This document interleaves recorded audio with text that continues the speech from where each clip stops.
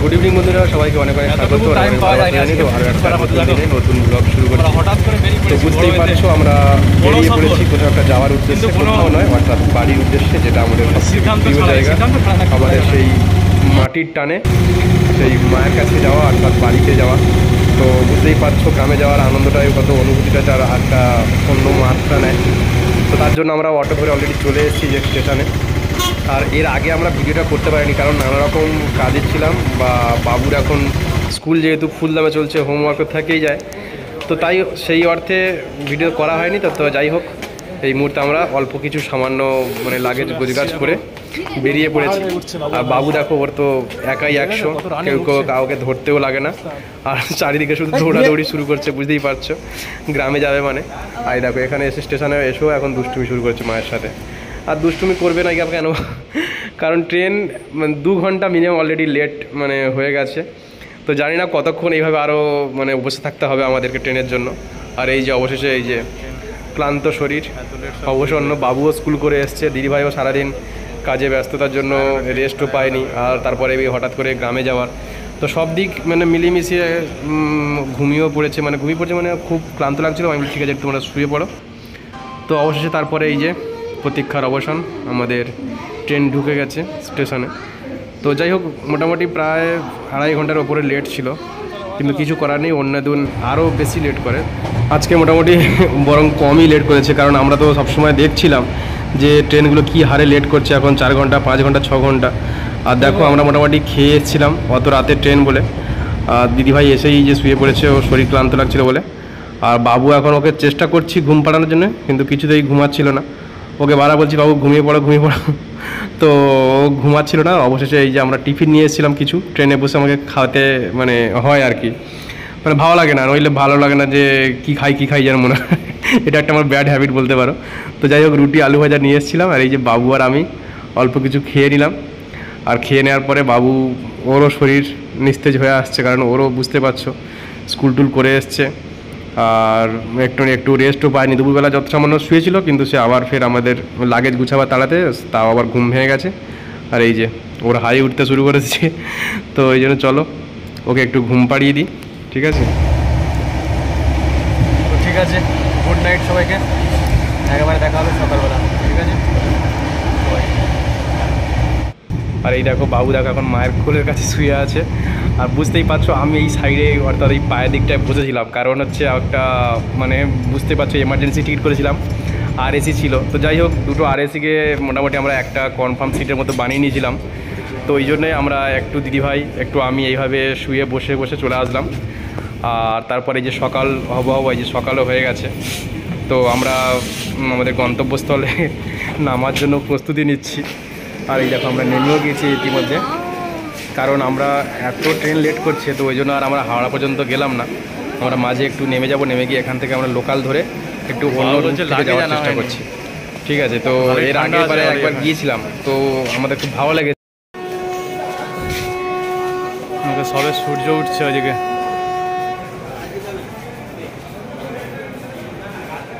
সবে সূর্য উঠছে। বিভৎস কষ্ট করে তাড়াতাড়ি করে আসা। এই যে এসে এখন লোকাল ট্রেনের টিকিট কাটতে গেছিলাম, এই যে চলে এসেছি, ছেড়ে দিয়েছে। বাবা হ্যাঁ, লোকো পাইলট আছে, ইয়েস, ট্রেন চালাচ্ছে, লোকো পাইলট আছে, সাবাস, লোকো পাইলট আছে। আর এরপরে দেখো এই যে সকালবেলা মনোরম প্রকৃতির মধ্যে থেকে যাচ্ছি, আর হঠাৎ আর একটা ট্রেন যখন ক্রস করছিল, বাবু তো পুরো একদম আনন্দে পাগল। ও তো এই সমস্ত জিনিসগুলোই চায়, এই ট্রেনের আওয়াজ বা ট্রেনে করে জার্নি করা ওর মানে ভীষণ পছন্দ। আর সবথেকে বড় কথা হচ্ছে এই সময় আমরা বেরিয়েছি, হঠাৎ কিন্তু গরম পড়ে গেছিলো, আবার ফের কিন্তু ভালোই ঠান্ডা পড়ে গেছে, ঠিক আছে? এবার সেই হিসেবে ঠান্ডার তেমন ড্রেস আনা হয়নি, ওই জন্য আমি একটা ড্রেসের উপর একটা ড্রেস চাপিয়ে নিয়েছিলাম। আর এই দেখো তারপরে আমরা আর একটা স্টেশনে নেমে এসেছিলাম। তো এখান থেকে আমরা যাব এবার বাসে ধরে, ঠিক আছে? আর চলো যাওয়া যাক।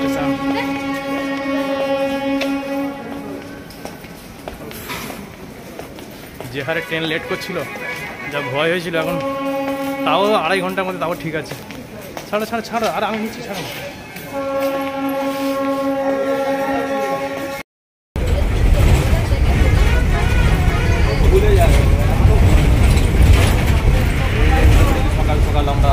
তো তারপরে দেখতে পাচ্ছ আমরা মোটামুটি বাসে চেপে গিয়েছিলাম, আর এরপরে তো আর ভিডিও করা হয়নি। তো তারপরে আমরা নেমে আবার ফিরে এখানে টোটো ধরে নিয়েছিলাম।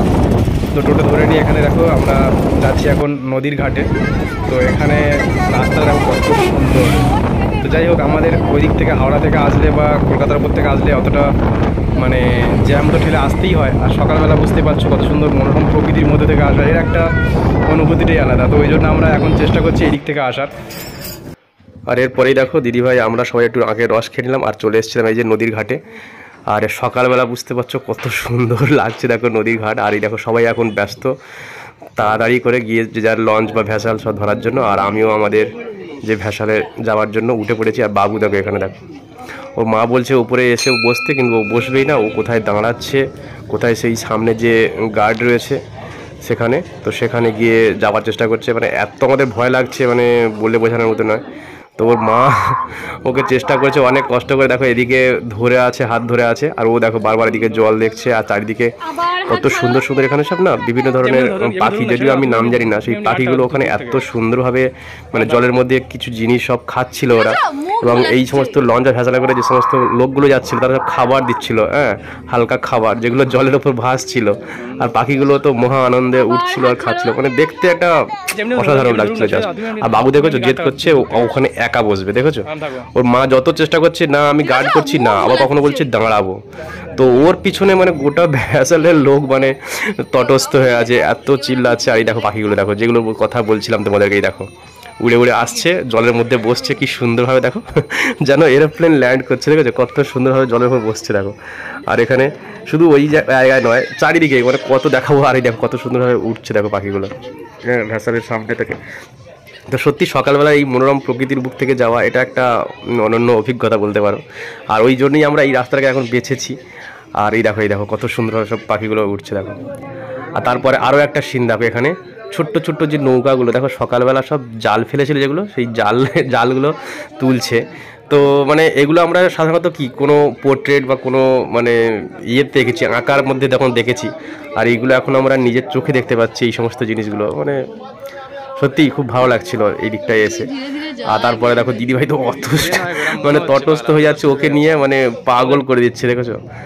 আর এই যে আমরা মোটামুটি প্রায় কাছাকাছি এসে গেছি আমাদের যে গন্তব্যস্থলের ঘাটে নামার জন্য। আর এখানে দেখো আরও একটু জুম করে দেখাচ্ছি, এই দেখো জালগুলো তুলছে দেখো মাঝিরা।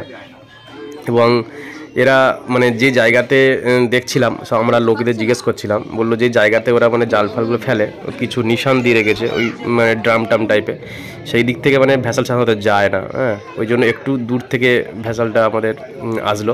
এবং একটু ব্যাক করে দেখো এই যে আমাদের ফেরি একদম পুরো মানে কি বলে গন্তব্যস্থলে পৌঁছে গিয়ে এবারে শুধু নামার অপেক্ষা। আর এই যে গার্ড ছিল উনি দেখো এই যে মোটা রশি দিয়ে ওটাকে মানে যেটা আমাদের কী বলে লঙ্গর বলা হয়, তো এখানে উনি ওটাকে বেঁধে দিলেন। এবং তারপরে মানুষ তো বাস ধরার জন্য বা কিছু যে যার আরও গন্তব্যস্থলে যাওয়ার জন্য সব পাগল দৌড়চ্ছে। তো আমরা দিদিভাইকে বললাম যে না এখন যাওয়ার দরকার নেই, একটু ওয়েট করো, মানুষ একটু নেমে যাক, ভিড়টা কমে যাক, তারপরে আমরা নামবো। তো আমরা একটু ওয়েট করে মোটামুটি দেখো ভিড় কমে গেছে এই দিকটা। আর তারপরে আমরা নেমেও আসলাম।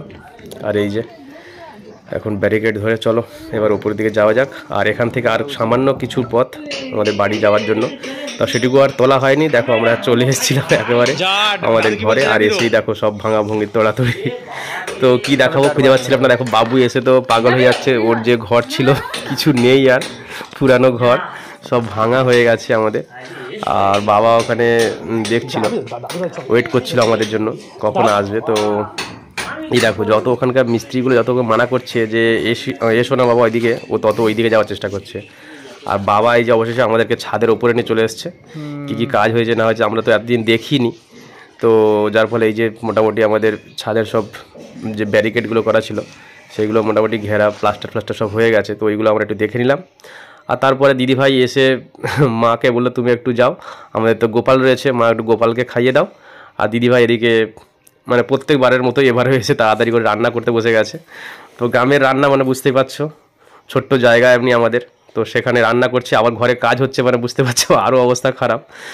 তো দিদিভাই এসে রান্না বান্না করে নিক, আর আমরাও একটু ফ্রেশ হয়ে নিই, তারপরে আসছি। এরপরে আর কি করি দেখতে থাকো। আর এরপরে দেখো দিদিভাই বাবাকে একটু আগে খেতে দিয়ে দিল, আমরা বললাম যে একটু পরে আমরা খাচ্ছি, কারণ বাবুর একটু স্নান করা বাকি ছিল। এই যে ঘরে এসে আজকে আমাদের স্পেশাল খাওয়া দাওয়ার মেনু দেখো, এই যে নিরামিষ দিনে আলু বিট ভাজা নিরামিষ দিনের, ফুলকপি আলুর রোস্ট, বড়ি দিয়ে ফুলকপি আলুর রোস্ট দেখি।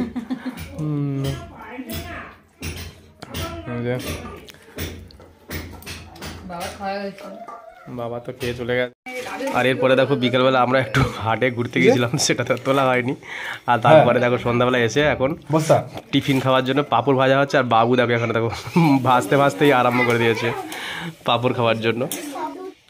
আর এরপরে দেখো টিফিন খেয়ে এবার মা সেই ঘরে যে সমস্ত কাজরাগুলো আছে সেগুলো পরিষ্কার করছে বস্তাটি। আর বাবু দেখো ওখানে ঠাম্মিকেও ডিস্টার্ব করতে ছাড়ছে, দেখেছো, ওখানে বলছে আমি তুলবো, আমি বস্তা ধরবো। তো ঠিক আছে, আজকের আমাদের এই ছোট্ট ব্লগ এখানেই শেষ করলাম। কেমন লাগলো তোমরা অবশ্যই কমেন্ট করে জানিও। আজকে আমাদের সবাইকে টাটা, সবাই খুব ভালো থেকো।